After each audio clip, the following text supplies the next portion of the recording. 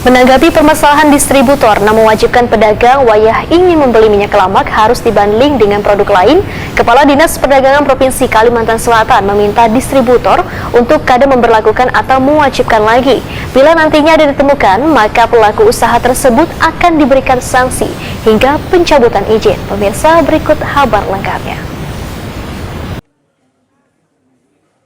Sulitnya mendapatkan minyak kelamak kemasan dimanfaatkan sebagian distributor mewajibkan pedagang wayah ingin membeli minyak kelamak harus dibanding dengan produk lain. Menanggapi permasalahan ini, Kepala Dinas Perdagangan Provinsi Kalimantan Selatan Birasani Wetakuni Prima TV Baisukan Jumat 18 Maret 2022 meminta distributor untuk kadang memberlakukan atau mewajibkan lagi pedagang wayah ingin membeli minyak kelamak dengan membanding dengan produk lain. Bila nantinya ada ditemukan, maka pelaku usaha yang melakukan banding minyak kelamak curah dengan produk lain tersebut akan diberikan sanksi hingga pencabutan izin.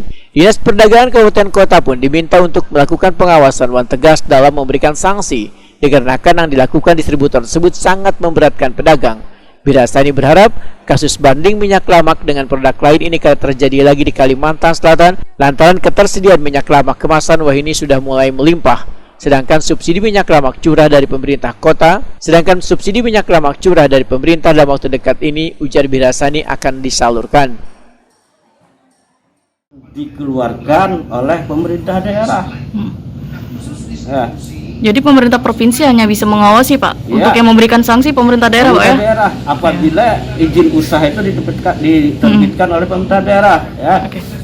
Izin usaha memang kebanyakan diterbitkan oleh pemerintah daerah. Pemerintah provinsi tidak ada kewenangan mengeluarkan izin usaha perdagangan, izin industri, tidak ada. Ya, nah jadi untuk penegakan izin itu adalah pemerintah daerah. Ya, dia yang berwenang mengeluarkan izinnya, dia juga yang berwenang mencabut izinnya. Ya, karena dia yang mengeluarkan. Pemerintah provinsi tidak.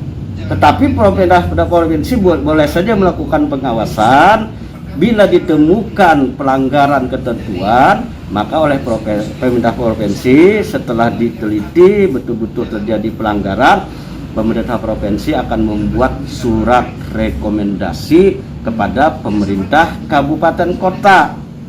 Nah, misalkan dinyatakan perusahaan A melanggar ketentuan ini agar diberikan teguran. Ya, bahkan sampai dicabut izin. Tetapi kita provinsi hanya memberikan rekomendasi, tidak punya kewenangan untuk mencabut izinnya.